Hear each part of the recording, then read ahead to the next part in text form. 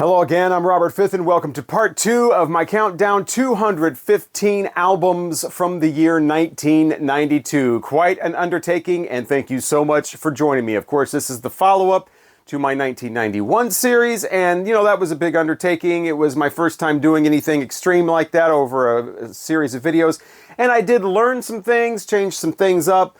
First thing, there is going to be no unrankables video this time around, so I ranked them all. I went ahead and did it, manned up and ranked everything. So there's no unrankables video. I don't think a lot of people liked the fact that I did that and just decided not to rank some of them because I didn't know where to put them. So no unrankables video this time. Second thing, as you probably noticed if you watched part 1, I am not wearing the same clothing all the way through. The video, I thought it'd make it more of like a continuity thing if I did that with the Fig Dish shirt, but it just made it, look a little less interesting. So I thought it'd make it a little more interesting and change up the shirts every once in a while, and even be out and change the whole scene and even be outside in a snowstorm for a few of the clips. And so, yeah, I'm out there with, first of all, I wore this big ass coat, which made me look like I was in a Missy Elliott video or something. So a few of them have that. But then I changed into this lighter hoodie because I thought it looked better, even though I'm literally standing out there in 10-degree weather. That was not 32 degrees in the snow. That was like 10. You can see you can see my breath in some of the videos if you look closely. That's all right though. I nearly froze to death. I did it for you. So yeah, as you'll notice, speaking of clothing changes, I'm wearing my As It Should Be shirt. That doesn't really go with 1992 at all, but I wanted to represent that channel because that brings me to another thing. I want to thank everybody so much that is commenting on all the videos, including part 1 of this series and then all the series, all the videos from the last one. Especially the people who have commented, you trashed my favorite album or whatever, one of my favorites.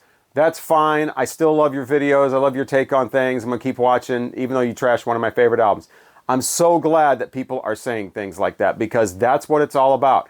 I watch so many video channels that I love the way that I love the person's personality, or I love what they bring to it. I love their informative whatever. I just love what they're doing, whatever it is.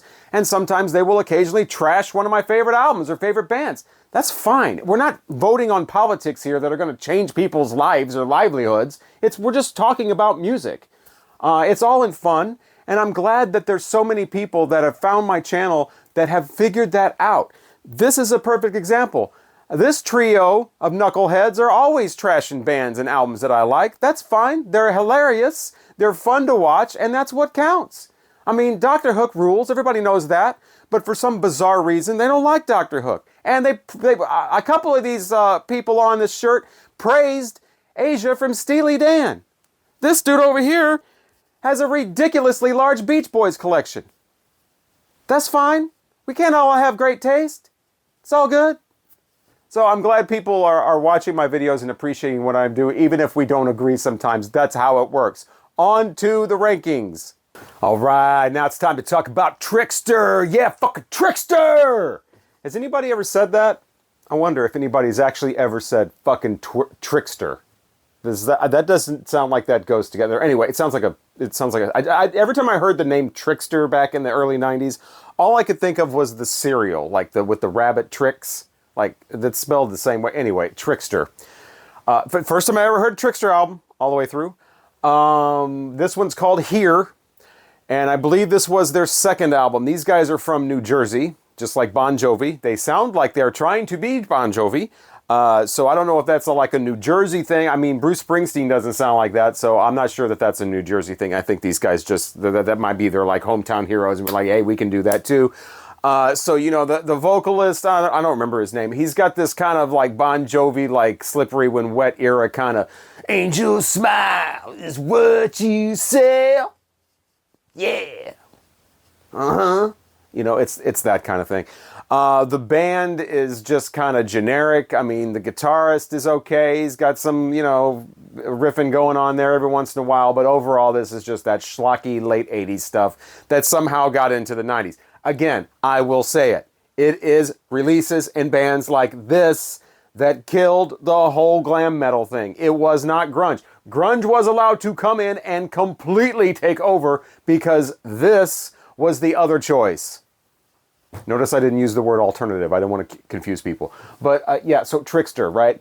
They've got some decent stuff towards the end of the album when they get into more of the boogie rock stuff, like What Is the Heart? Terrible name for a song, but a little more boogie rock. They got a track after that called What It Takes. It's not the Aerosmith one. What It Takes, and it's basic, head-on rock and roll. But to get to that, you've got to listen to half an album's worth of just schlocky kind of, like I said, kind of Bon Jovi-ish kind of nonsense. I think their single was called Damn Good. That's the second track. It's not very damn good. A lot of sing-songy stuff going on with the vocals are up here and we're sing-songy and we're Trickster. Again, I can't imagine somebody going, fucking Trickster tonight, buddy. I'm fucking there. Woo! Did that ever happen? I don't think so. On MCA, by the way, and I'm noticing something I never noticed before when you listen to all of these 1992 albums together like this, and some from 91 as well last time, I've noticed who was booking bands for MCA? Who was signing bands?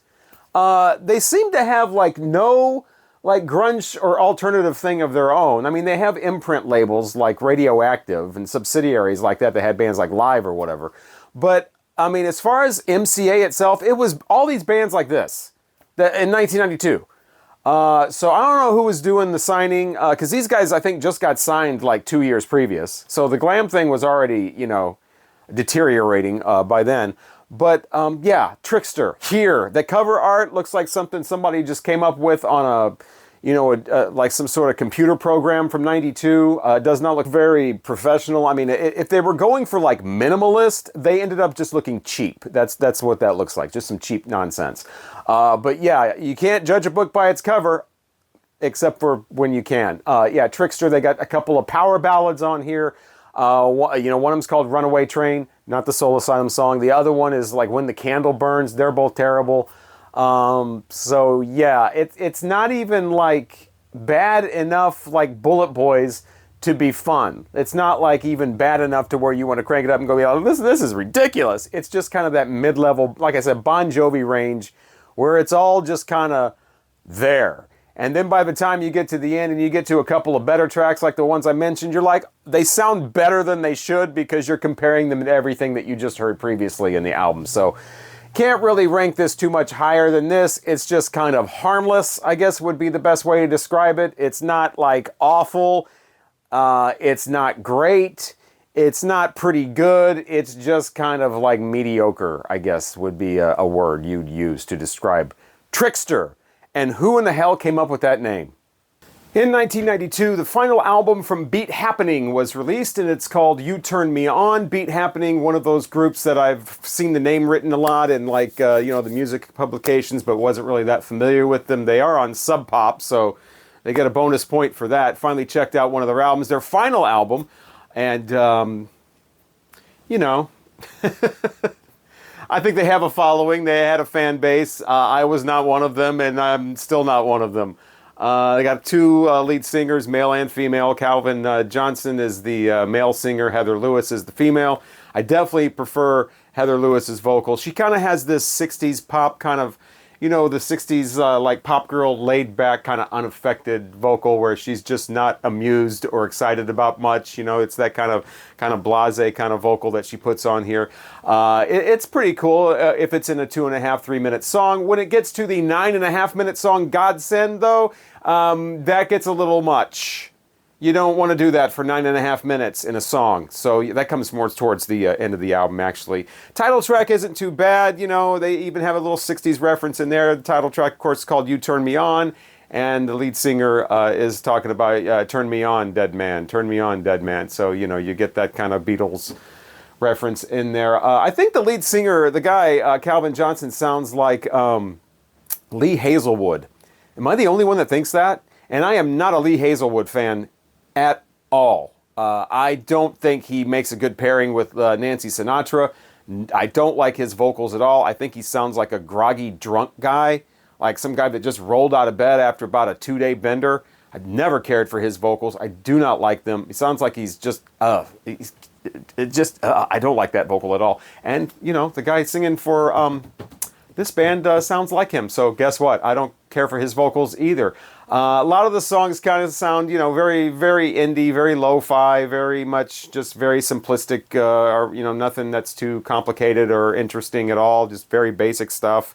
For their final album, I don't know how many, I think they have maybe 5 albums. It does sound like they're kind of just starting out. There's a song on here called Hey Day towards the end that has, you know, it sounds like a fully developed song, but most of them are not sounding that way to me. Cannot recommend this album. Don't know much about their other albums. Maybe they're a little better, but this is their final one. This is the one they went out on, and in my ears did not go out in a blaze of glory. Beat Happening. Now I know what they sound like, and I'm gonna move on to the next thing. Okay, it's time to talk about the band Godflesh from the UK, and their second album was called Pure. I remember the track Mothra from this and playing that in college. And yeah, this is early industrial sound. Some of the tracks work a lot better than others. It's definitely a front-loaded album in my opinion. The best tracks are right up front.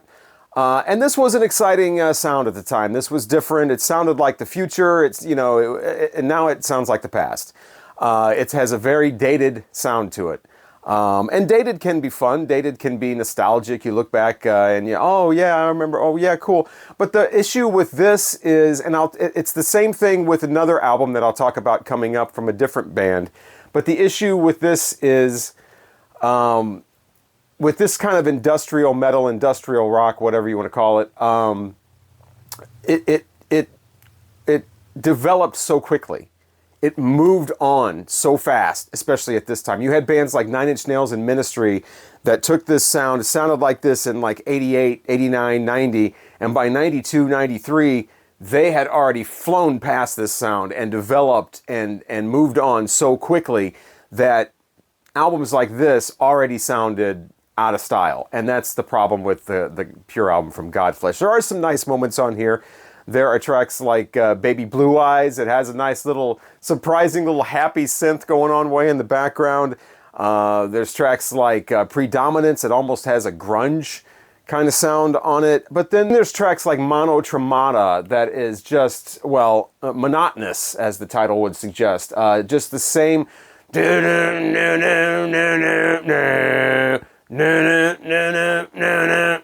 for 10 minutes that goes on. Love Hate is similar, you know, starting off with just 3 minutes of just noise and then going into a very monotonous, a lot of the later tracks on this, and I'm talking like from track like 5 or 6 on, is just very one-dimensional. Very much, you know, 2 years from now, this is completely out of date. Now, this is a band that is still around today, putting out releases, so I would imagine that they've updated their sound along the way and they've kept up with, you know, the trends or whatever, and they've moved on from this sort of really primitive sounding industrial music. But this is not only primitive sounding, because that, like I said, that can be fun. Nostalgic can be great. You know, you listen to the early stuff and you're like, oh, this is where it all came from. Awesome, crank it up. But the issue with this one is the one-dimensionalness and the one-dimensionality and the monotony of it all.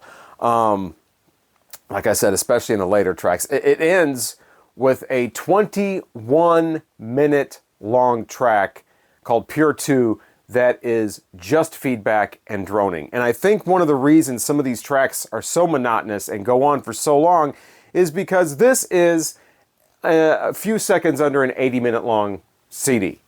And that's what would happen sometimes in the early 90s. You would have these bands that, hey, we got 80 minutes. We're no longer confined to the LP length of something, 45 minutes, 42 minutes, whatever.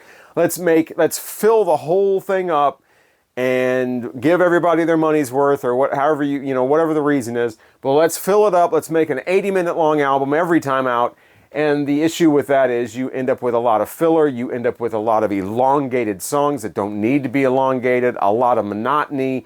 And that, I think, is what's one of the issues with this album, Pure, from Godflesh. So can't really recommend this too high.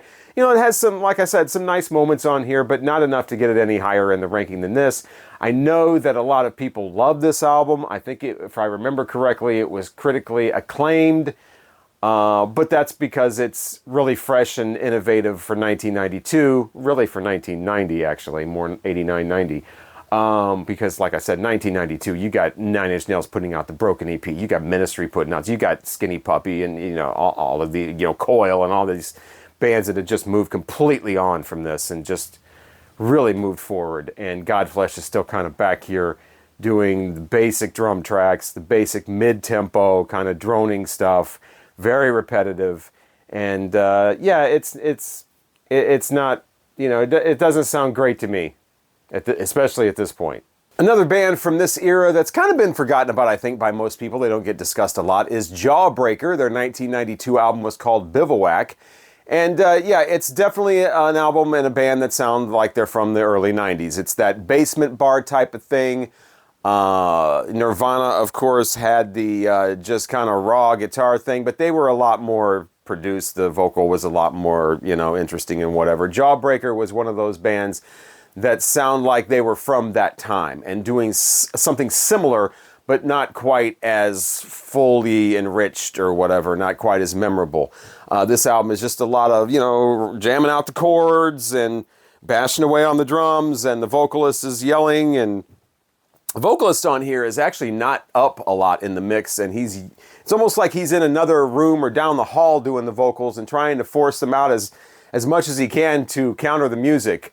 But there's not a lot of memorable stuff here. This is the kind of music where you go see these bands at a basement bar, like I said, that holds, 500 people or whatever, and everybody, yeah, man, that was cool. All right, let's go have a drink somewhere else. Or, hey, man, let's go do that. Hey, remember when we saw Jawbreaker last year? Yeah, they're coming around again. You want to go see them? Yeah, I already saw them. Yeah, let's go do something. It's that kind of thing. I could sit here and name off tracks and whatever, but there really isn't anything that stands out. It's not like, oh, this track is so much better than this one, or this one's horrible, this one's awesome, skip this track's about this track tackles that. It's just this kind of thing where you're just listening to a basement band all the way through, cranked up. So it's not really that interesting. If you had this album, it might bring back some memories. If you're familiar with it, if you're not familiar with it, I don't think this is going to be that great of a listen for you. It wasn't for me. I remember the band's name, Jawbreaker, but I didn't remember any of these songs. I don't remember the album cover. But, so yeah, not a lot. I can't really recommend this unless you're really into this type of thing, or you remember Jawbreaker and like, oh yeah, I got to hear them again, bring back some great memories and me and my friends. The only track that really stands out is the title track at the very end, and the only reason it stands out is because it's, over 10 minutes long. So yeah, just a lot of noisy guitar chords and, drumming, it's kind of standard, and then vocals, the typical yelling across the room, echoey type stuff. So that is at least my take on Bivouac from Jawbreaker. Man, the 90s were not Joe Walsh's decade, to say the least. I reviewed his Ordinary Average Guy album in the last video series for 1992. He had an album called Songs for a Dying Planet, and this would be the last album he would come out with for decades. So he pretty much gave it up for a while after this. And listening to the album, it's like, yeah, okay, I can see why. But yeah, I really like Joe Walsh. Love the James Gang, the stuff from the 70s, the stuff that shows up on Eagles albums in the city and, that kind of thing. Saw him in concert a couple of times. He's fun as hell, but 90s were not his thing. He just did not go with that decade. And it's really weird because, if you listen to the James Gang, the early stuff, it sounds like he was kind of like he could have come back in the 90s and just kind of done a stripped down, just don't take me too seriously. I'm not dressed up. I'm grunged out. I'm rocking out. I got my guitar. I know how to play. Like Joe Walsh is definitely a friggin' guitarist. And just his whole attitude, I mean, he should have been great in the 90s. Like a harder rock, kind of more fun version of Tom Petty or something like that, but it just didn't happen. He putting out stuff. He was putting out stuff that was just too damn goofy, too silly. I don't know. This album is just evidence of that. The first song's called "Shut Up," about how he just wants everybody to shut up. He probably want me to shut up right now, but just shut up. He goes in the bathroom. I gotta pee, and somebody's in there talking to me. Just shut up. And this person, shut up. Hey, shut up. And that's the first song. Second song is called Fairbanks, Alaska. The whole thing is, have you ever, whatever? Well, I have. Have you ever got stung by a bee? Well, I have. Have you ever met Muhammad Ali? Well, I have. Have you ever, I don't know, rode around in a tank? Well, I have. Okay, dude. And I don't know. Not great. There's a song on here called It's All Right. It's got some nice guitar in it finally, and it's quirky or whatever, but it's not downright dumb. And it's called It's All Right, and it's all right. And that's as good as the album gets. A song that is all right. That's the peak. Another song on here, Vote For Me, where, it's all about, I guess, politics and, what the politicians do and whatever. No bite to it at all. It's just more silliness, more dumb goofiness that doesn't really, I don't know, man. And Joe Walsh can be goofy and funny and fun and make you laugh. But here it's just like, dude, come on now. It doesn't have any of that kind of slack-jawed, wry kind of humor that he has in like what life has been good to me so far in tracks like that, where he's kind of, he's coming off a lot funnier than he's presenting himself as, because you're reading between the lines. There's none of that here. He does a cover of Will You Still Love Me Tomorrow from the Shirelles. Doesn't do anything, just kind of there. It's like, why are you doing this? Again, if he would have just rocked out a little and done his whole attitude that he had in the 70s that made him famous, that totally would have worked right along with the grunge stuff and the alternative stuff in the 90s. But he just chose to do this thing instead, and with keyboards, with cheesy keyboards that were already out of date. So yeah, no surprise that this was it for him for a few decades. Probably better that he took some time off. Yeah, Songs for a Dying Planet from Joe Walsh. Don't have any Joe Walsh? Never heard of Joe Walsh? I can't imagine that, but if you haven't, this right here, this album is not the place to start. John Spencer's Blues Explosion, Crip Style, was their second album. That's the one released in 1992, so that's the one I'm talking about. I've enjoyed some John Spencer Blues Explosion music over the years. Their first album I ever heard was Orange, back when that was first released. Heard a couple of their other ones. They're okay. This one I'm not that fond of. It just seems very obnoxious. They do this sort of, if you're not familiar with them, they do this sort of rockabilly kind of, bluesy kind of, not really bluesy, I guess. It's more like just rockabilly kind of hellbilly kind of stuff, where it's just this really noisy guitar thing, and the singer, John Spencer, kind of really obnoxious. I was going to say kind of obnoxious, super obnoxious. And a lot of the songs, they're just not memorable. They're over the top. On this particular album, you got a few bright spots on here, like 78 Style and the song Rachel, which there was a video for, so I'm assuming they probably tried to make that a single. There's a little more melody in those. They're a little more catchy. You can get into get into those songs a little more, and that's the direction that they would go later, actually trying to do some real songs. But in this one, they're just, it sounds like they're playing around, basically. They're just kidding around. They're just loud, obnoxious, and joking around for most of the songs. They're quick songs, minute 48, 2:05, that kind of thing.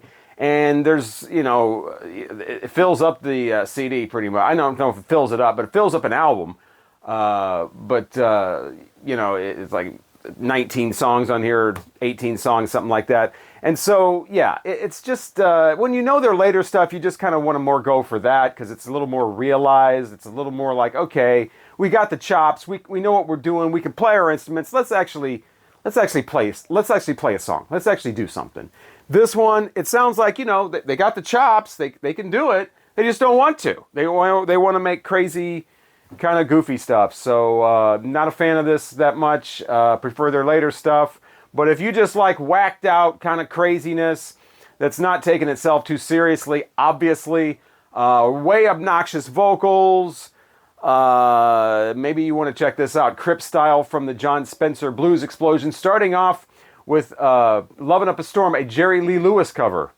Swans were one of those bands that not a lot of people know about, but the people who do seem to really love them. They've got what is basically a cult following. They've been around since the 1980s making music, and they made music well past the 1990s into the 2000s, but they did have an album out in 1992. That's why I'm talking about them, and that album was called Love of Life. And it's sort of, it's not really dream pop, or it just kind of is like, I don't know, like numbingly repetitive, I guess. And if you just kind of, it gets so repetitive, you just kind of go into a trance. And I guess that's dream poppy-ish, right? When you're just like, songs like the title track for Love of Life.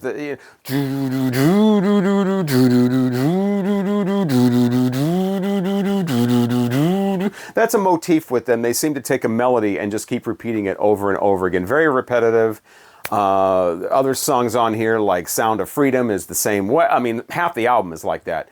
Vocalist Michael Gira is, for the love of life, for the love of life, for the love of life, for the love of life, only the strong survive, only the strong survive, only the strong survive, only the strong survive, for the love of life, for the blood of life, for the love. Did I mention the lyrics were also repetitive? Yeah, so not for me. But for some reason, a lot of people are really into this group. There's also a female vocalist. Her name is Jarbo Devereaux. And she's got a song on here about spiders that is like the highlight of the album. I wish it had more of her on here, because I think, maybe they should share it a little more. I think there's only like 1 or 2 songs with her featured as the lead vocalist. And She Cries for Spiders is her spotlight there. So, I mean, I wish there was a little more of that, because she's great. And the music is a little less repetitive on that one, so that's definitely the highlight for me. But most of it is just this lead vocalist. Like I said, the guy, he's Michael Gira, and he's kind of a mix between Ian Curtis and Nick Cave. It's this down here kind of thing, like this.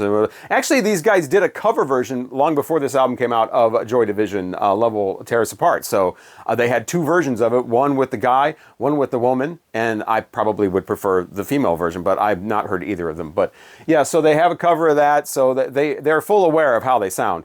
There's little interludes on here that are kind of pointless. There's like, I don't know, like 6, 7, 8 of them. They keep coming on between the songs. One of them is a guy talking about killing a deer. The other, some of them are just music, some of it's kind of neat music stuff.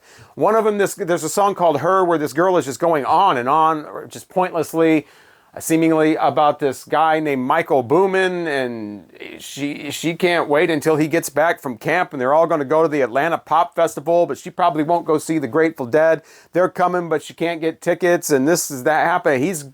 Charlie, her friend's good on the drums. Maybe they'll form a band. Who cares?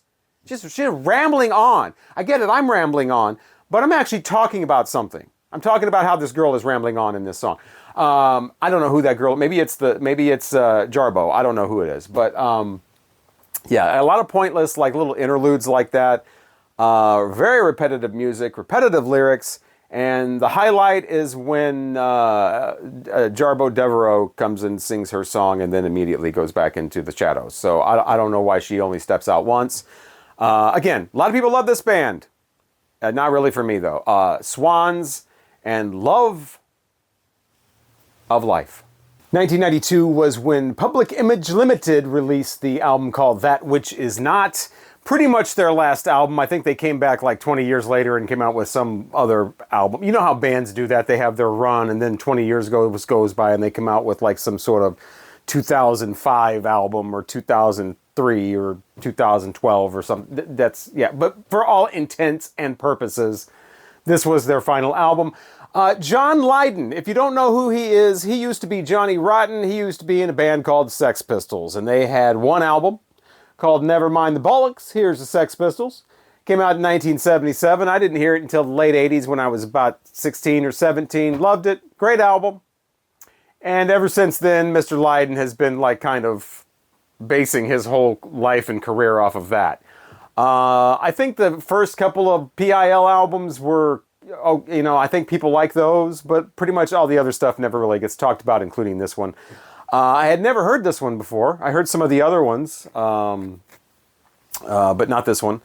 And so it's kind of underwhelming. I'm kind of done with John Lydon at this point. I've been done with him for a while. He seems to have just turned into just an attention whore in the last couple of decades. Just, I'm going to say something outrageous, and I'm going to talk about goddamn Sex Pistols and then Sid Vicious again.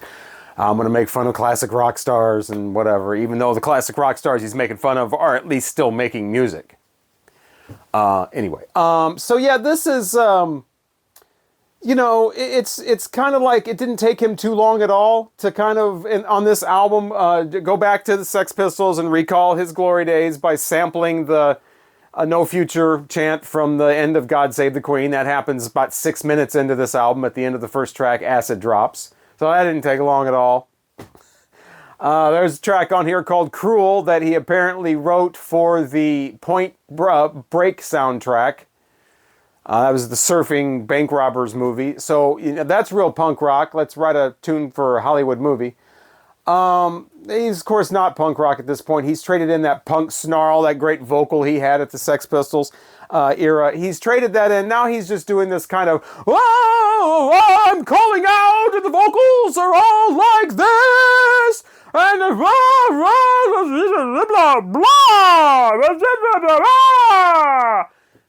it gets real. You know how annoying that was right there? Imagine a whole album of that. It gets really annoying after about minute number 12. And this is like a longer album than 12 minutes. So there are some nice guitar parts, like on the song Love Hope. You know, they show up every once in a while. Keep it rocking. You got Tower of Power providing the horns on a couple of tracks, the ones that end each side. So, you know, that adds some nice flavor to the proceedings. So it's not a bad album musically. And of course, you know, he's singing about, you know, anti-censorship, anti-government crackdown, you know, corruption, whatever. So, you know, I love all that. But it's that voice. You gotta, I mean, I don't know why he's still singing like that on this album, but I can't do it for an entire album. And I don't really, I'm kind of done with him, like I said, as a person. So, yeah, I can't really rank this any higher than this. It's kind of inessential. You know, like I said, if you're doing Public Image Limited, you're probably talking about the first couple albums, and then it kind of trails off. Yeah, you can skip it. All right, back to the UK with the Manchester sound, and this is Happy Mondays and the CD. Yes, please. This is the one that follows the one called Thrills, Pills, and Bellyaches. So that gives you an idea of what kind of a group we're dealing with here with the Happy Mondays.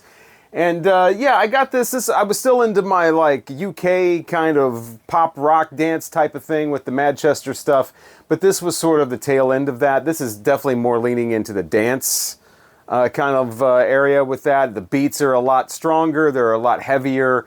You're getting away from like the what I would call the swirling guitar effect. And this is more of just like dance pop rock kind of stuff with the Happy Mondays.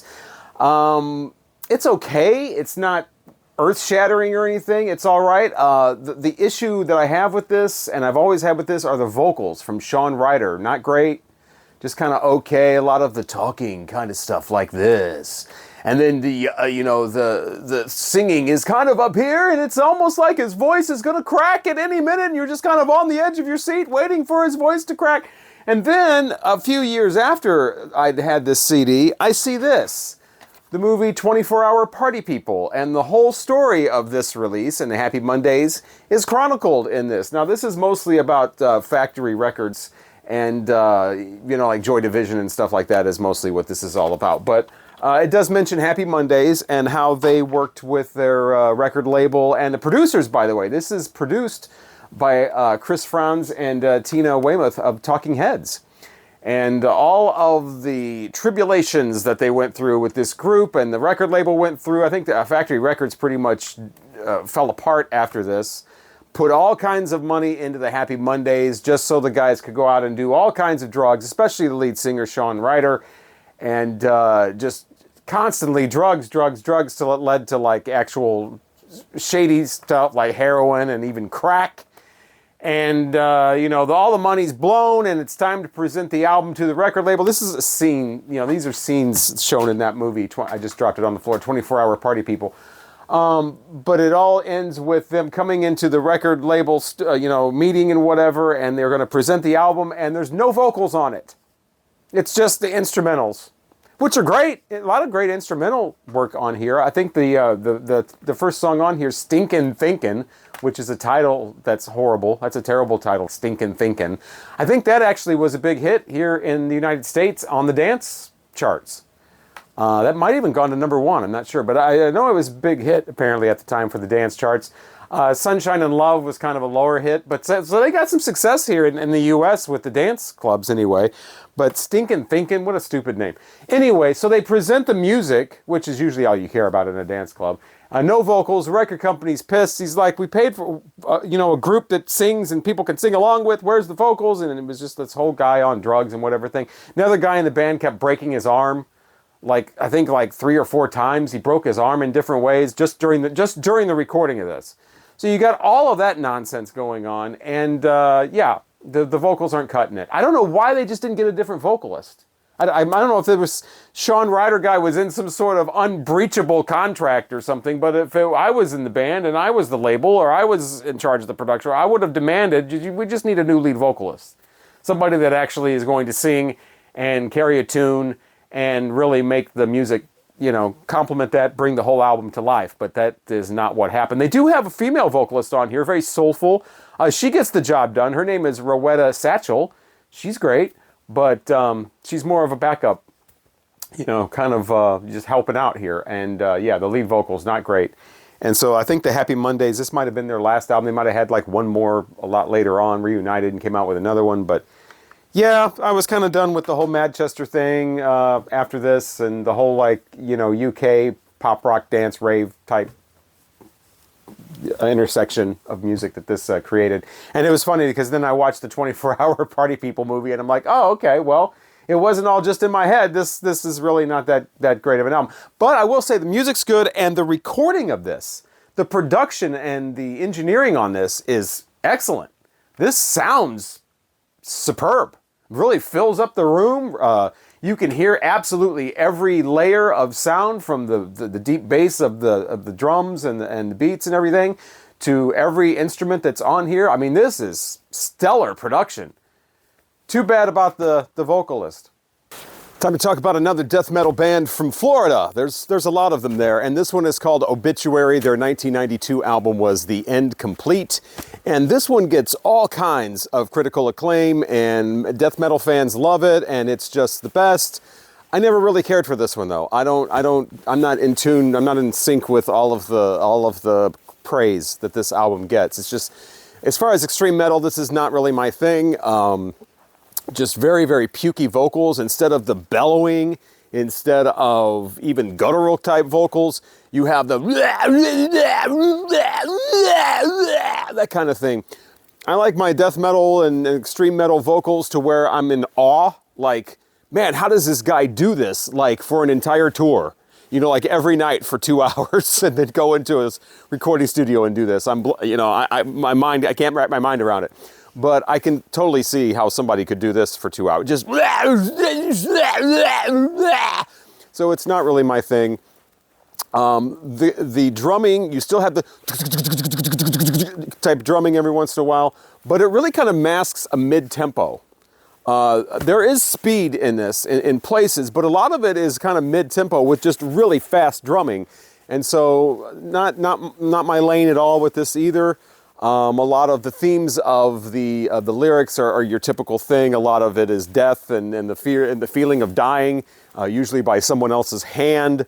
The feeling of hopelessness, and there's a little bit of Living Dead going on, and I think the Living Dead stuff is more of a metaphor. But so I'm not real keen on this. And there's many more extreme metal albums that I'm more appreciative of. But this one's always been kind of a mystery to me, because of the acclaim this gets. I do like the guitar bend notes on the track Sickness. That's kind of an interesting thing. There are little interesting things every once in a while. And it's not all extreme. In fact, there's a track towards the end called Killing Time, where the first half of it just sounds like your basic hard rock, It's actually a nice kind of relief, a little bit of variety in there. So I can definitely appreciate that. But overall, just kind of not not feeling this one from Obituary. I'm not really familiar with all of their output, just a couple of their albums. This is one of them. And this is the one I started with because this is the one where everybody's like, oh my God, this is the one, you know. But for me, it's not really the one. Maybe it is. If you like pukey vocals, if you like fast drumming over mid-tempo kind of stuff, maybe this is the one for you. 1992 was the year that the Wallflowers had their debut album out, just self-titled. And yeah, this is Jacob Dylan, Bob Dylan's son, doing his thing. Of course, these guys would blow up with the second album, Bringing Down the Horse, which has 6th Avenue Heartache and One Headlight, 3 Marlenas, and those big hits that were all over the radio. But this one, you will find no hits. You will find no melodies. You will find a lot of really, really long, rambling songs that just go absolutely nowhere. Not a fan of this album at all. It's over an hour long. There's at least 3 tracks on here that are around 8 or 9 minutes long. Way too long for those songs. Most of the songs are a little over 5 minutes. Even that, it starts to, you know, it's just a lot of rambling. 5 people in this band. None of them seem to be doing anything worth note in any of the songs. There's no real melodies to catch on to. There's no real high points or anything. And that's the thing with the Wallflowers follow-up, with those hits. Those have melodies. Those are great songs that are catchy, and you know, everybody just, you know, you get out the acoustic guitar. Well, you don't. I'm not saying you would do this. Someone would get out the acoustic guitar at the party and start playing, you know, One Headlight and all. Oh, yay, okay, you know, put that away now and let's play the stereo again. But yeah, so not a fan. I've only heard this album twice. I remember hearing it when the Bringing Down the Horse first came out. Went back and revisited the first album. Didn't care for it then. Thought I'd give it a second chance. Didn't deserve one. And you know, that's the thing about when you're the son of somebody famous like Bob Dylan. You've got advantages, you've got disadvantages, right? The advantage is you've already got a foot in the door as far as the music industry, to get your album out, to get your band together, to get signed and everything. Oh my God, it's Bob Dylan's son.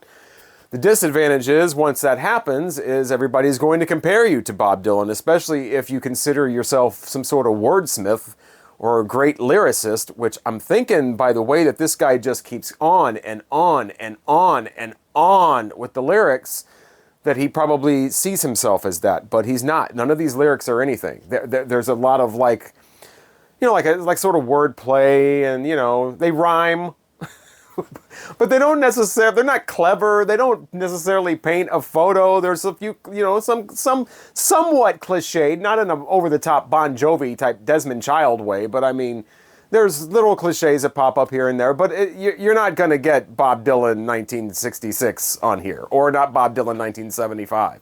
You can probably go ahead and skip this album and just consider the Bringing Down the Horse, the debut, if you want. I mean, this is a pretty good album.